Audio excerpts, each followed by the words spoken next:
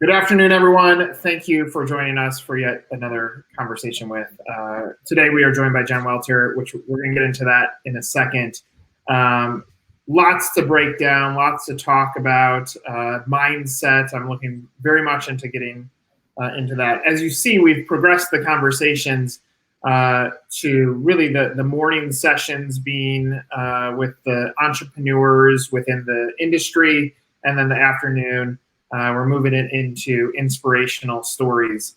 I don't want to take up too much time on my intro. Jen, thank you so much for giving us some time today. Yeah, happy to be here with you guys.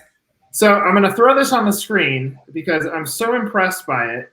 And I'm impressed about it for two reasons. One, you're in Madden, which is ridiculous. On January 2nd, you write, when you're looking for answers and shut down defense, you can find me on Madden. The reality is we're all still looking for answers right now. So it actually has more value to what's going on today too. So I would love to know what's going on in the world. Give us kind of the view into what's up with you right now. Well, first let's just go to the Madden. It was interesting. Obviously Madden came out a while ago. That tweet I just threw up because I forget what it was. It was, it was some kind of troll who was commenting on women in football or something. And they said something and I was like, I don't even have time to get into this. You don't believe I'll be in football? Just go check out Madden, right? That should tell you everything. And I think people got a kick out of it because I think that tweet got even more pickup than the original one that I was in it. So I left it up there because it was funny to me. But we really do all know answers right now. And you're right, we don't have the places to look. I think the most important thing is that every single one of us has a part in the solution. And we have to challenge ourselves to what that is. Where is your leadership juncture? Where's your leadership ability at this point? And how are you going to activate it for the greater good? For me, it's being able to help with maybe that mindset, goal setting, tap into that. Most people know me from coaching football, but long before that, I have a PhD in psychology and a master's in sports psychology. So can I help people in this time when the deck has been thrown up in the air, being reshuffled and the game is not the same, to help other people tap into how they can help and how they can help themselves use this downtime, not as a disadvantage, but as, hopefully an opportunity to set yourself up for, the new and different world that we're coming into. Yeah, Jen, that's so every franchise leader, every organization we're speaking to, I think you're that's the best description I've heard, is just throwing that deck in the air, right? Yeah, 52 cards. You thought you knew the game you were playing. You knew how to shuffle it. You knew the rules. Yeah. You maybe didn't always like them. You wished you could slip a few cards here and there, but you knew the deck you were playing with. And you knew pretty much how things shuffled. You may get a better hand sometimes. You may get a worse one, but you knew it. And all of a sudden, one day, it went like this. And everything is different. Some cards are facing up, some cards are facing down, some are under your couch and may never be found again. So what are you going to do now? So Jen, we wouldn't be a good one, but if we're part of your team, right, and the plan just went out the window, the game plan went out the window, what's your advice for us to get a grip and say, these are the things we need to be focused on as we regroup and win this game? The first thing is, number one, this is the time when more than anything else, we have to let our humanity shine through, okay? This is a time when we're told to be social distancing, and in that, the psychological impact is often to be emotionally distant as well, because you're not used to interacting in the same way. So we need to push the boundaries of connectedness and how we're going to do it. That means, picking up the phone and calling people that might be by themselves in this time. That means shooting a text to somebody to just let them know that they're loved and thought of. That means, looking at those things and really tapping into micro ways that you can make a major difference every day. And then it comes to, okay, most of us are busy, whether imagined or real. We never have enough time. We always say we don't have enough time. I don't have enough time for this. I don't have enough time for that. Well, the world just got hit, in slow motion, right? Like, let's go back to that deck of cards, and it's flying in the air in slow motion. And for a lot of us, we have a reinvention of time. And so in that time, what things have you not been doing that you always wanted to? Because you might be able to clear some of that mental clutter to give yourself a sense of accomplishment. If you have a closet that you haven't cleaned out in 20 years, then go ahead and take that energy, which is now bottled up inside you, put it towards that, clean out the closet, and give yourself a mini win for the day. Then when you've gotten out of your own way, or you're starting to feel bad in yourself, start to look at the bigger picture and say, where can I have impact? Who can I help? What is much bigger than I am?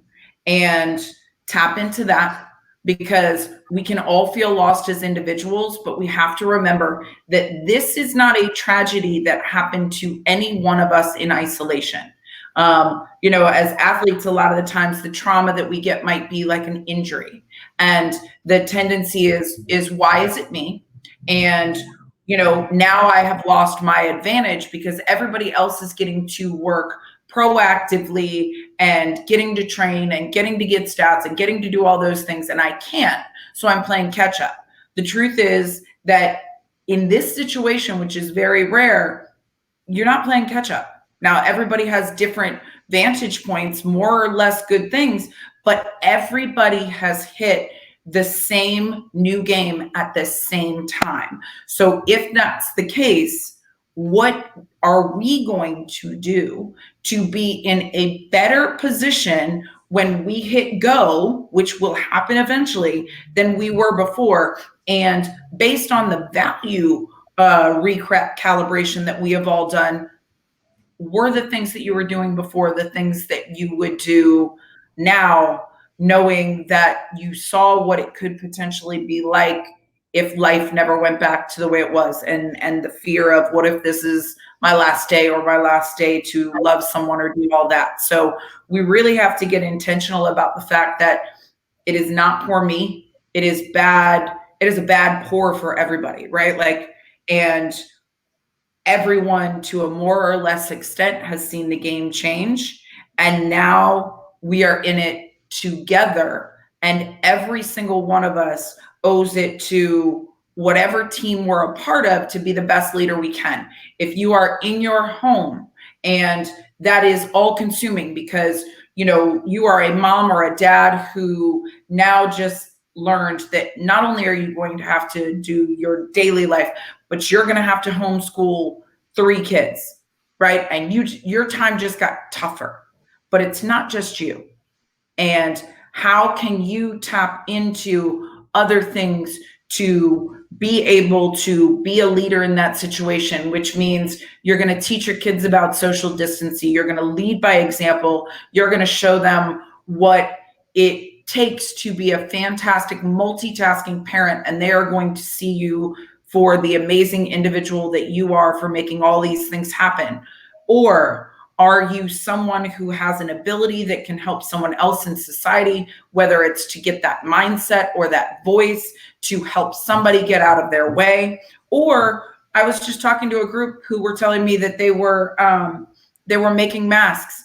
And I said, you know what? Thank goodness for you, because I can't sew, but I love that you can. And I am here to support you in the fact that you are doing a great thing in giving your time and your expertise to the good of other people around you. Because when it feels bad for you, go ahead and look at the bigger picture and the fact that we here in the United States of America, as bad as it is for all of us, it is better than some people have it. And as bad as things get, we have to believe that there is light at the end of the tunnel that we can fight for.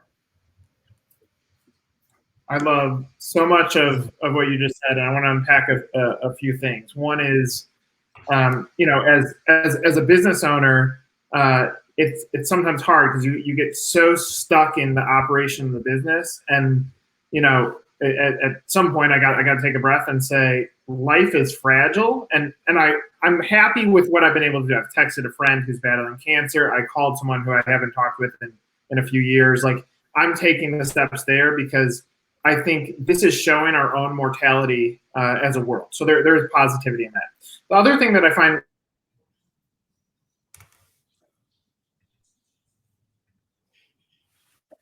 for the Chicago Cubs, and it's an interesting position that got added to sports when you start thinking of the psychology. And he said, like, look, my job is 15 minutes with the pitcher.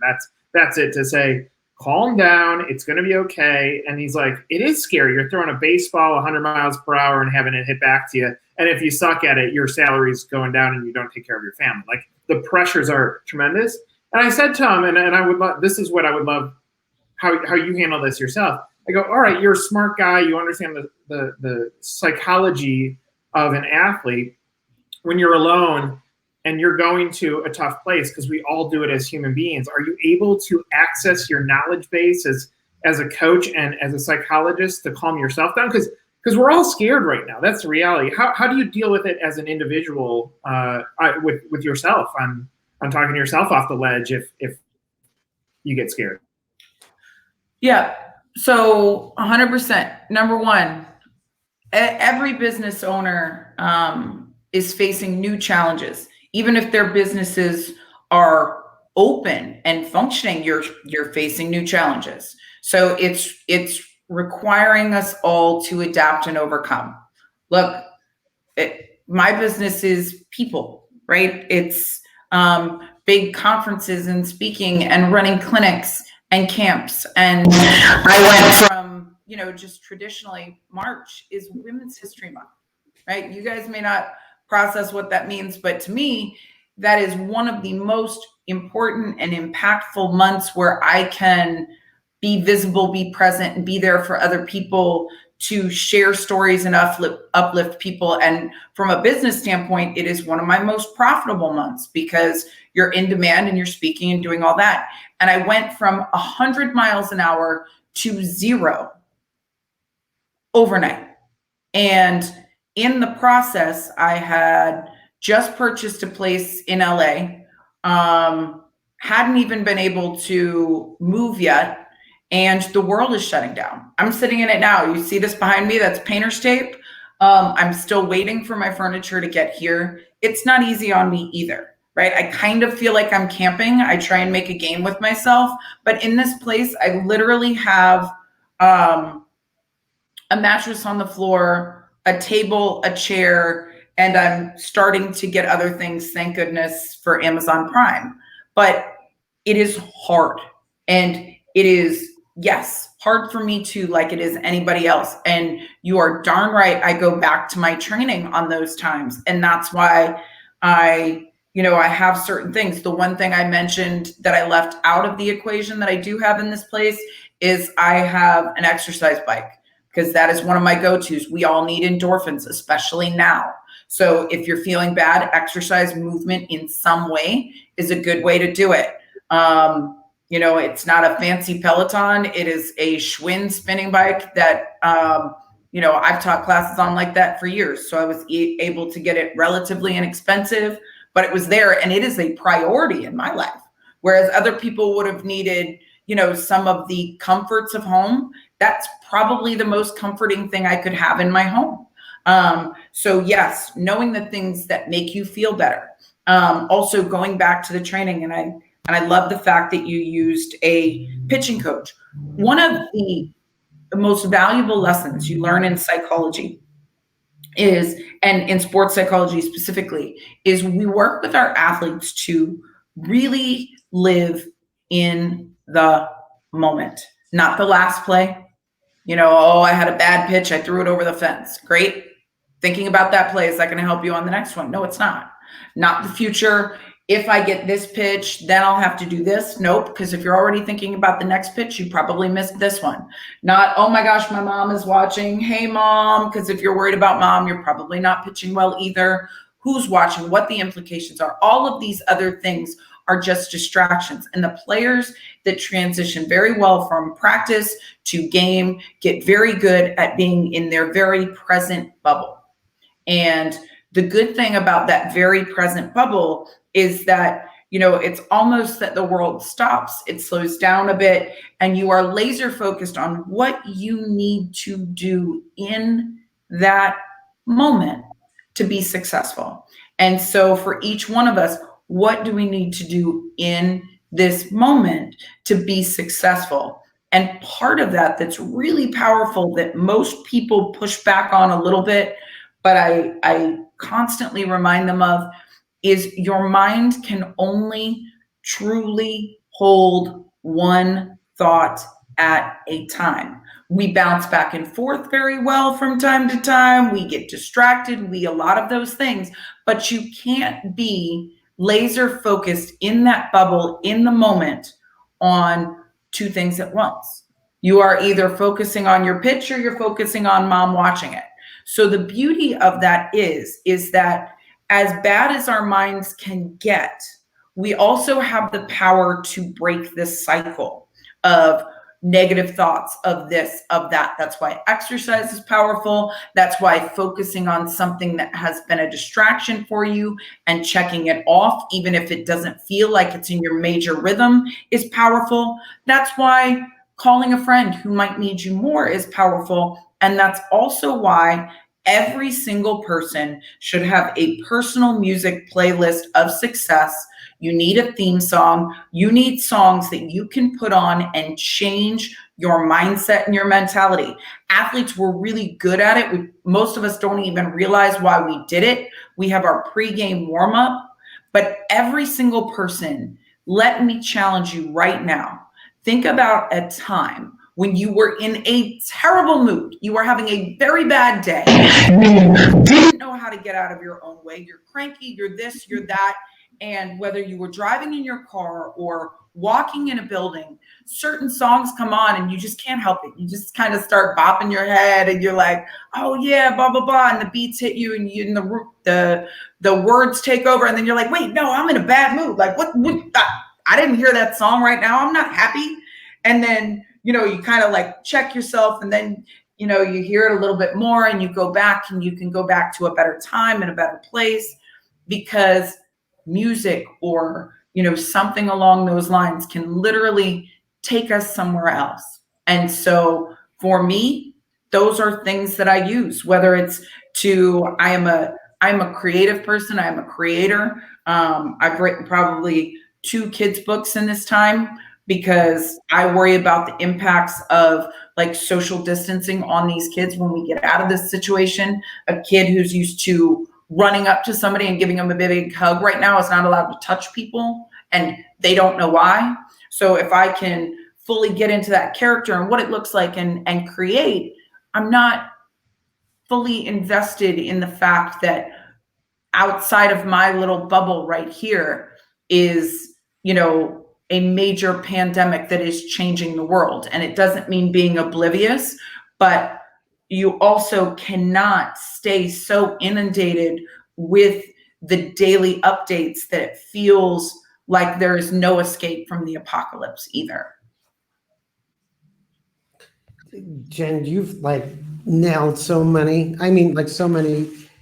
things that I'm even thinking about, everyone's thinking about. I'm just stuck in my head watching these cards freeze in space and time, because that's what it feels like. It's all, and it also, I feel this desire to, I feel like I keep referring to the other side of this, right?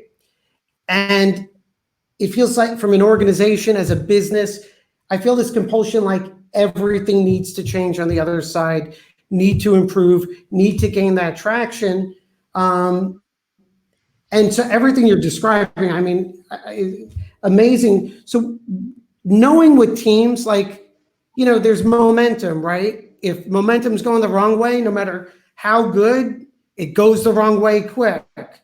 And how do you take those? What do you recommend to leaders to keep that momentum edging the right way, but not only as to, hey, what was good yesterday is good now, but taking them to a vision of, there's this new goal, this is all new, and how do we get there and get the momentum in that direction? Well, there's a bunch of elements that, you bring up in that, right? Part of why momentum is powerful, both in the negative and in the positive, is that people start to believe it and act in a way that makes that true, right? Your confidence is completing passes down the field. Well, now your DB that got beat on the last play backs up a little bit because he doesn't want to get beat deep, and now he's softer in coverage and you can pass in front of him, right? Because he was thinking about, oh my gosh, I shouldn't have done that, now I should do this. And if the team can capitalize on it, then it's like, oh my gosh, this guy is making all the passes, right? Like, so it can become self-fulfilling prophecy because you're reacting in a way, and at the same time, the quarterback's like, oh, I got this. We're in a good rhythm. And he trusts himself more to be able to think and second guess less to execute in a way that he's been trained.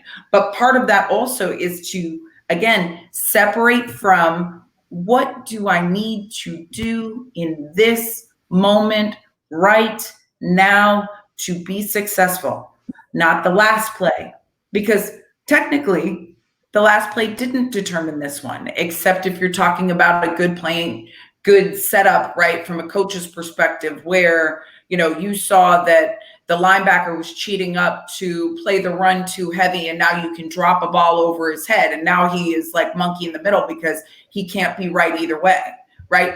Technically, momentum, if it's controlled, is actually a team seeing something and being able to get somebody on their heels to the point where they're no longer playing good technique, right? Like if the linebacker's cheating up to play the run and he's no longer taking his pass responsibility, that's because he is no longer living in the moment. He is registering the last play and the other team is capitalizing on it. So momentum in life and in sports, certain things are controllable, right? If you want to talk about psychological momentum and people feeling like they're stuck in the mud and can't win versus creating progress momentum in your own self, I will give you a perfect example.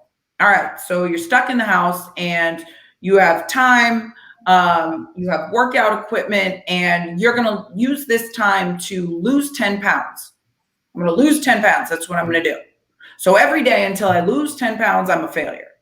Okay. If all that matters is this big goal. However, if I said my goal is to lose 10 pounds, here's how I'm going to do it. I am going to, I don't like going out to the store right now, and I don't want to go to the grocery store. So I'm going to get a meal prep service that is designed to help with weight loss, and all of those things are taken care of. So part of my weight loss is going to be that I have to follow this meal plan. Guess what? When you eat that meal and you choose that meal over, Domino's, that's a win. So you have done something in and of itself that was a mini win. And guess what? That win is going to contribute to what? Losing 10 pounds. So I've given myself a way to win in the day that will help me win in a big way overall, just like working out. Okay. I've got my bike. If I say I'm going to get on my bike every day and I'm going to make sure that I know I need to be informed, and I'm going to watch the news, and the news is going to drive me a little bonkers.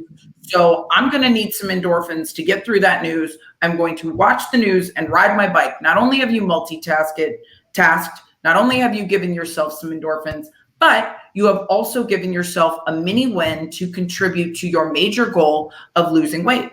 Teams are the same way. right? If you only win, if you only consider it a success, if you win a Super Bowl, then you may or may not make it to that at the end of the year. But the truth is that the journey is value in and of itself. If you run a perfect play in practice, that's going to ensure that you then are more likely to have a perfect play in your game. And then guess what? If you have many perfect plays in the game, you're probably going to do a good job winning that game. And if you don't have to go, with a perfect record to win the Super Bowl. In fact, it's harder to do at times, right? Like you haven't seen that happen many times. What we need to win this many games to get to the playoffs. That's okay that we lost this one game. We can still get to the playoffs. And you give yourselves ways to mark wins that will contribute to the confidence, understanding, and development of your individual self and your team as you are going to a major goal. Then, even if you don't get to the major goal, you've still done a really good job, because I don't know about y'all, but if you said you were going to lose 10 pounds and you lost 9, would you just say, oh my gosh, I failed? Oh, that was horrible. I should never, ever have tried.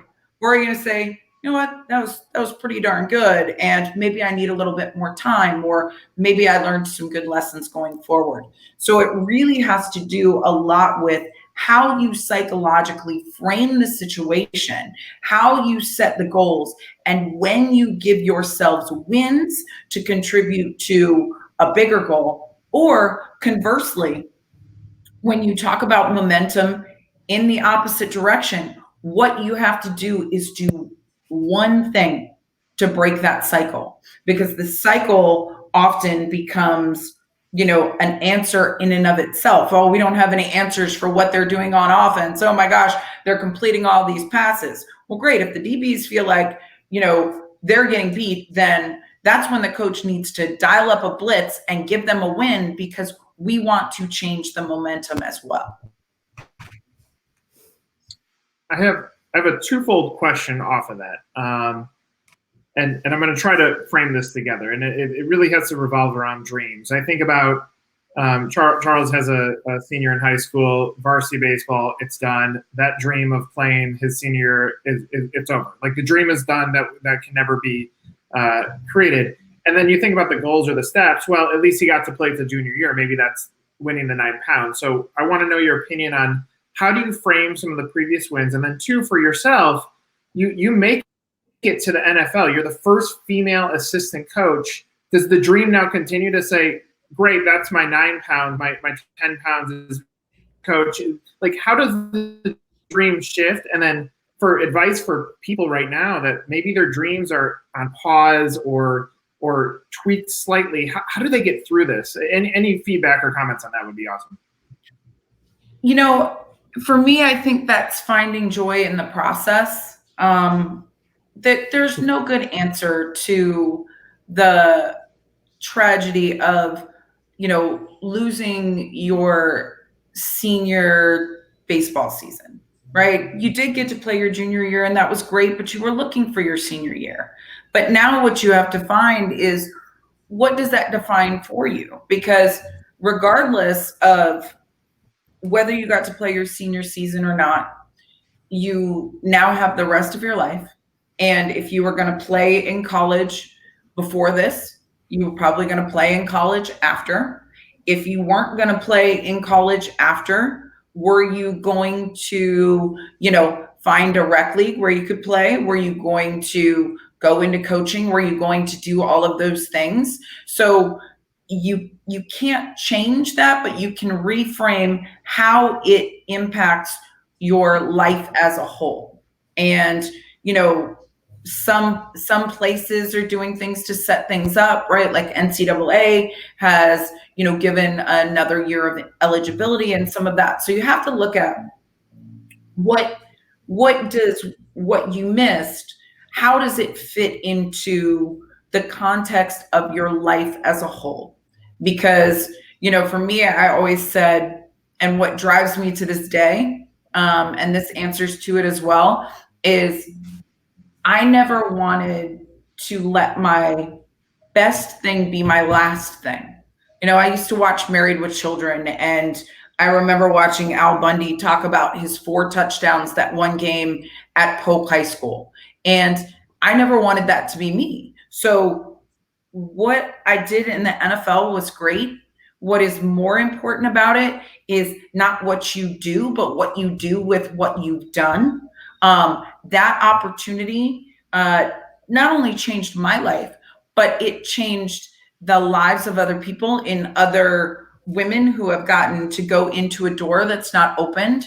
It opened the mindset of, you know, other coaches and people who saw it and they're like, wow, I never thought about that. Or of course, you know, of course a woman could do this, or maybe we'd like to set up a system where more women could do this. Or, you know, the players who would tell me, man, coach, like I never thought I'd have like a female, like get football like she gets me. And it was so awesome to be a part of. So it changed their mindset. Those are all wins.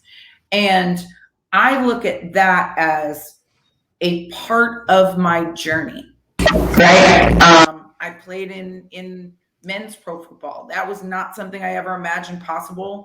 I sure didn't set out to do it, but I did. And when I did that, I thought it was going to be the biggest thing that I had ever done in my life.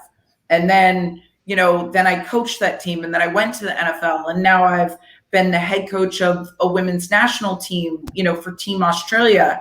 And I have had the opportunity to, you know, found Gridiron Girls and give girls all over the country a belief that they could be in football and give them football experiences, and put my female like football family on the fields as coaches. And to me, sometimes that becomes even more sustainable and important and impactful than, you know, having coached for the Cardinals. And yet none of that would have happened, or at least not in the timeline that it did, if I had not done that, because I was the same person, but now I was a person that people knew because of this, right? I used to say that women in football was the best kept secret in sports. We just didn't want to be a secret anymore. And part of what made it so powerful for me to join the Cardinals is that people started talking about the fact that there were girls and women in football all over the country who loved it. And it wasn't about me being the best or the only that could have ever done this. It was the fact that and that I was willing to step up to it. And thankfully there are other women who are stepping up to it now. So my dream evolves daily. And some people look at it and they say, oh, well, you know, she should still be there, or there's something wrong that she wasn't there. And meanwhile, I'm looking at all of these different things that I can impact because of what I have done. And I think that that's what's truly important, right? Especially right now, because, you know, the world isn't even playing football. And so, yes, I could be in that world right now, or I could be, you know, doing what I'm doing to try and impact people who are struggling. And, you know, those oftentimes intersect for me, but they often go very far apart. So for all of us, again, this is a traumatic time, and we all have loss of opportunity, of loved ones, of, you know, of freedoms even to go outside. And yet none of us is in this by ourselves. The pain or the loss that we're feeling is not ours exclusively. And when you realize that this is a time that can help you really dig into who you want to be at the core, then some of those losses will not become as giant in the scope of your life, because it's not the end of your life. Yeah, I mean, Jenna, you've given the most concise assessment of this entire. It does blow me away when you're referring to just digging in to be the person, right? that you really want to be and meant to be. And it just blows me away that, I mean, this is, to call it a historic event is like, but such a big event, something we wouldn't even imagine really in a movie. And yet it represents both at a spiritual level, a professional level, a personal level. I mean, aside from the people who are suffering and sick, and the most profound opportunity to reset so much.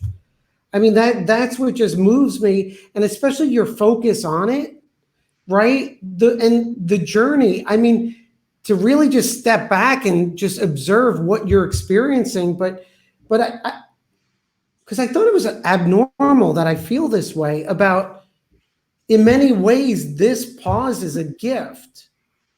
I feel guilty saying that, but I feel an energy from it too. It's crazy. Because the deck is being reshuffled, the truth is this: we can either look at the deck being reshuffled as being only against us, right? The deck is just hitting us harder than it is anyone else, right? Like lightning just struck my house, right? Which would be a traumatic event for one person. And yes, it would reshuffle the deck, but the deck has reshuffled for everyone. And and especially when you are a person who for so long said, if I only had time, or I just don't have time. Now you are forced to have time, which means you are forced to have time and insight to yourself. You know, there are people who don't do very well in the quiet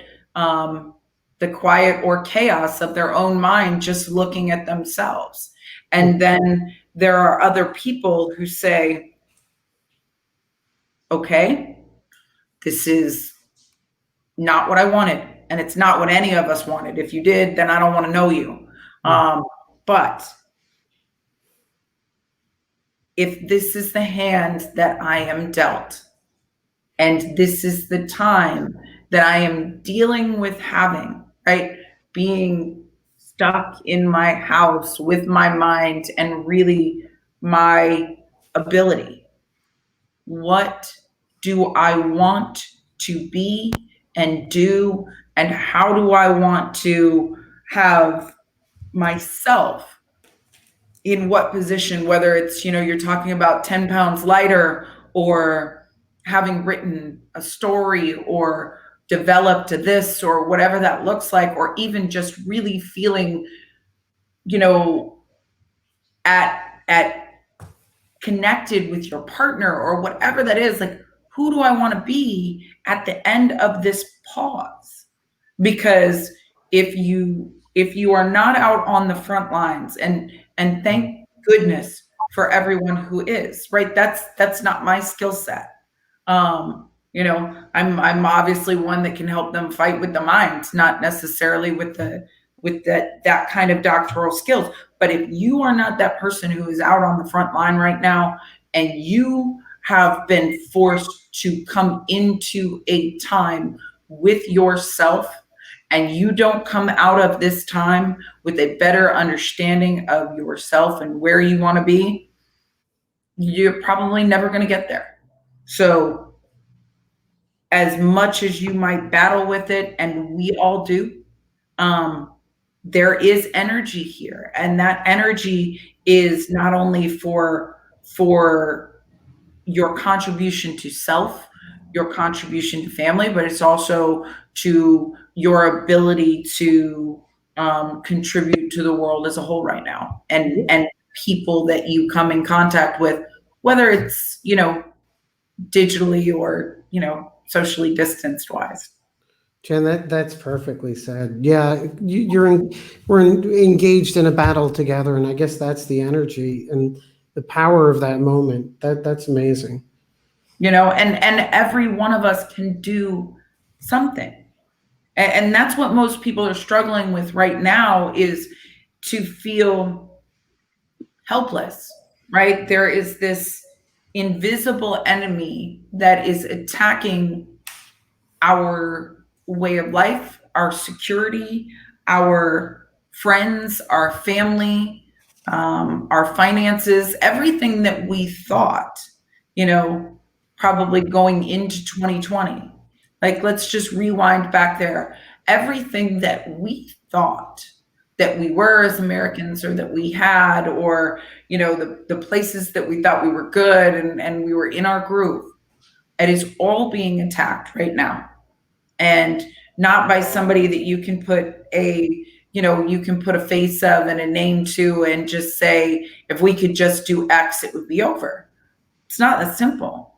It is an enemy that we can't even see, and we don't have the ability to test for at this point. So we are truly at a point where it feels like it's the boogeyman.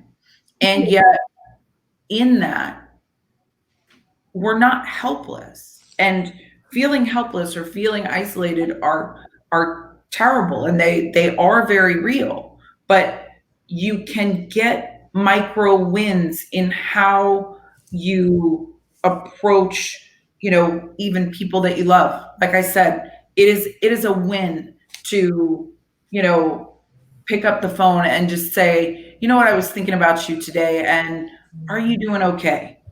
Please, do you know that you're loved? And or taking some of the weight off your conscience, and, calling somebody and being like, you know what, I am so sorry about this. And you know what, I was a jerk, or this. Like, those may not seem like ways that you're in control of this or that you can win, but all of those proactive, positive things will create a psychological momentum, because you're not waiting for things to happen. Jen, I mean, so valuable. You think back to the turn of this year and the big goals in mind. Probably at the turn of this year, you're envisioning you're going to be living in the house that you bought in LA.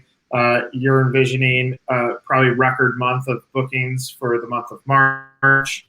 So now you've been dealt this hand of cards, and the reality is there's no control. But if you think of even how a poker player would handle it, they might not have the best hand of cards. It's what you said. It's what you do with it.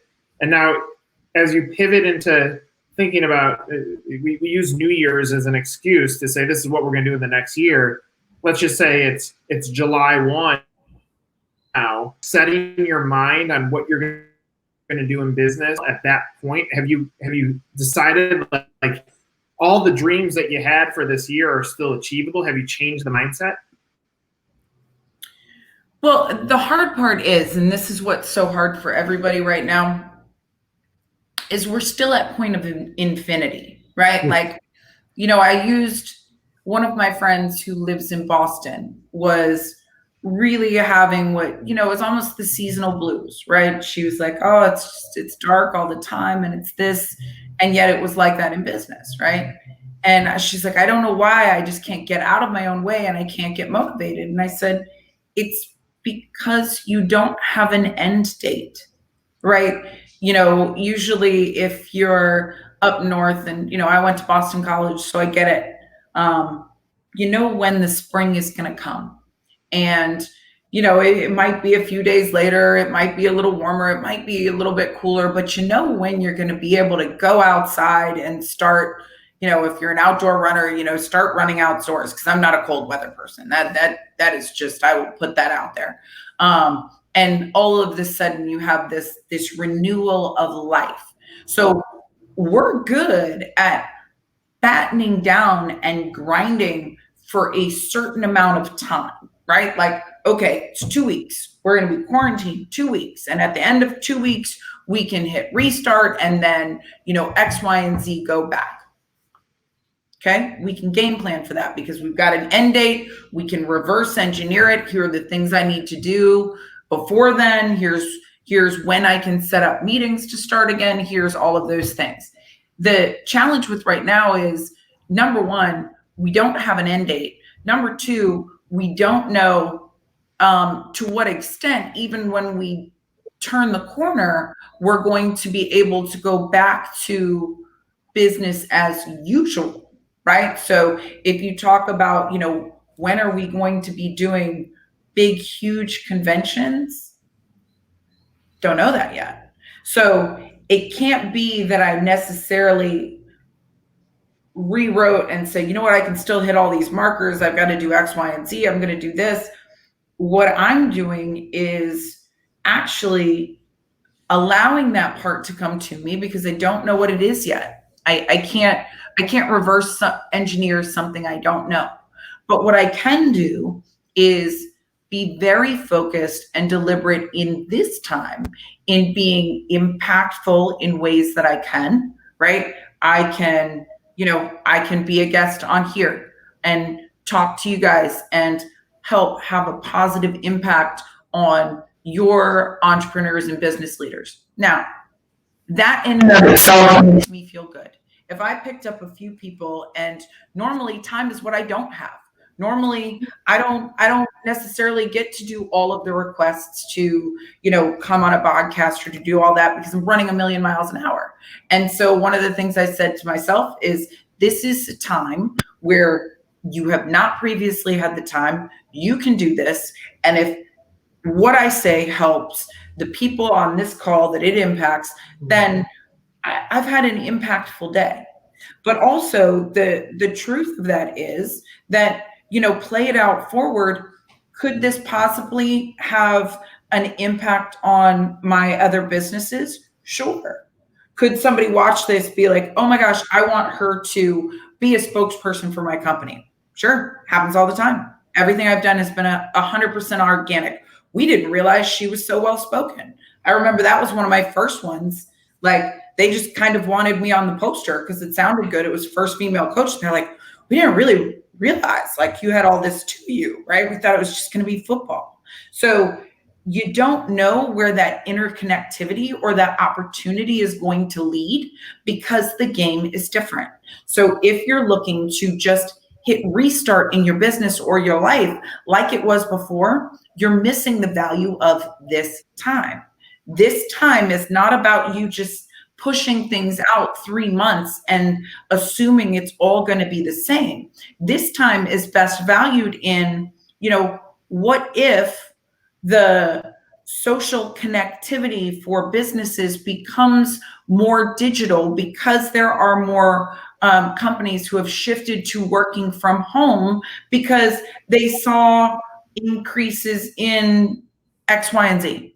And now businesses are looking at, we're not going to go external for a speaker and have a big conference, but we want to bring that person in. Oh my gosh, I saw this person, right? Or, oh, we've developed this in that time. So I can't look at restarting and just trying to get back what my goals were because that would be futile. I don't know when it's going to start. I can't set those markers hard and fast. I can have, soft goals, but I think this time is better spent not just trying to get back what was lost, but to create opportunities that you may not have had or relationships that you may not have had before this time, and to see kind of an expansion of self and where we fit and in an impact perspective.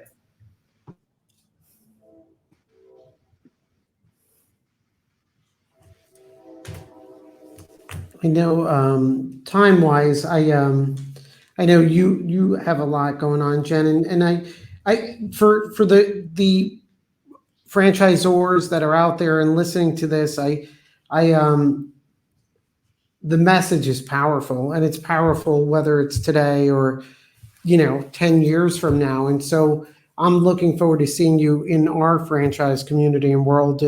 But in terms of just recapping, and I could not do justice to, if I had to describe what I took out of this, the power that you conveyed this is just blown me away. And what I will say is you've certainly impacted me, and I'm going to be showing this to my sons and our clients. But what's interesting for me is you've readjusted my perception of time. You've also struck me in the head right out of the gate when you said this is a I'm moment. good like that. Sorry. But I mean, you did, because I didn't expect, I'll tell you where you hit me and I didn't expect it, but where you said now's the time to let your humanity shine. And I think that could be the guiding principle to everything. But also the fact that, there's accountability here too, and you need to be better than you would have been without this pause.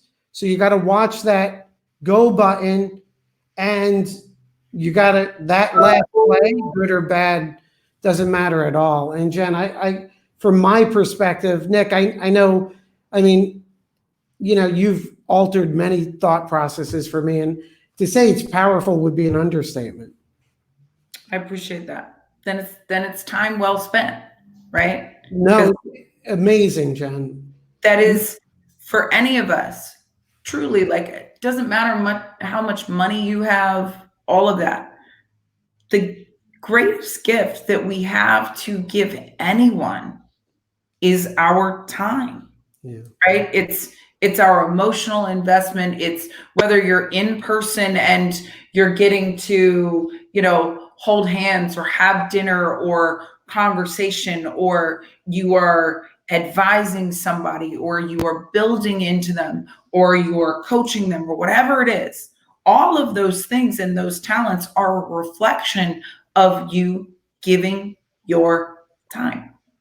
And so to be able to use time to have a positive impact on you and all the people you just referred to, then it was time well spent.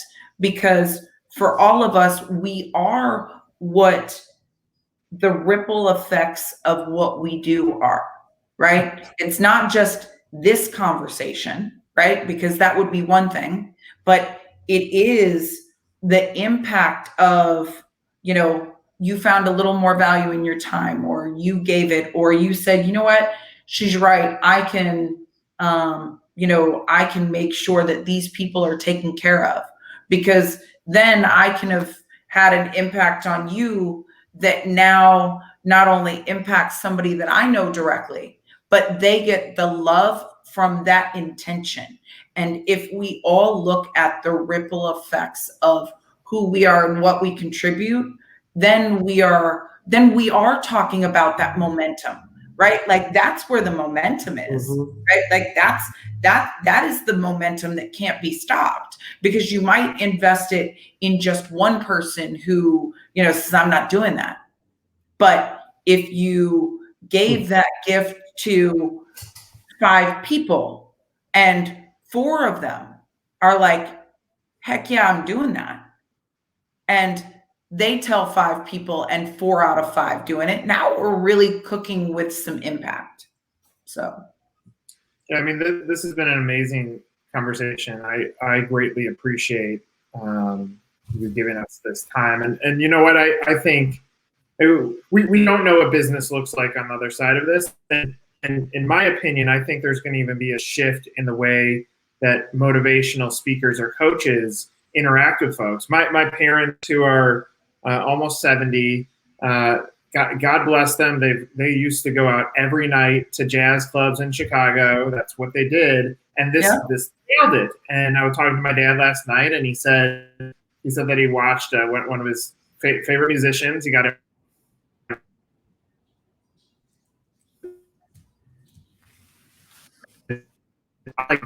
And so I think there's going to be shifts. I think for anybody watching this, the impact that Jen can have on your brand doesn't have to be on a stage in Vegas. It can be literally like this, and it's probably more valuable than the dollars you would have spent to have filler time, to try to give one takeaway to people who are already drunk and hungover from the night before anyway. Like, the message is still so powerful. And if us as business leaders embrace change on how to use people and leverage someone like Jen, who has an incredible story and is able to use that as a platform to talk to people, then this is the shift that starts now. So I'm grateful for the time. Beautiful story, beautiful advice. And thank you so much for giving it to our audience, Jen. It's my pleasure, guys. And thank you for, obviously being committed to giving insight, and those tools that you have at your reach and to your listeners through your time, because that's what you're doing. And this is when I say that, like, if we're intentional about impact, this time can be a very good restart button. And that doesn't mean it has to be perfect, right? That's what I think most people miss, is they feel like, I should, I have all this time, I should be able to crush it 100%. Well, the apocalypse is still outside. So it is okay if you feel bad, for an hour a day, but don't give it 24. Maybe give it 1, right? Like, and then turn your theme song on. And whether you don't feel intellectually together enough to, write a dissertation, that's okay. You can still clean your closet, right? Or you can still call somebody up, or you can still do anything, but don't just sit stuck in fear. Jen, thank you so much. You got it, guys. Anytime. Thank you, Jen. You got it. Have a good one. Bye. It's